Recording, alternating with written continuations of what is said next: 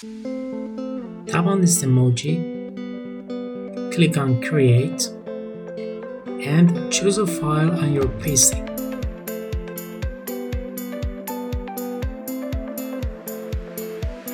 Send it.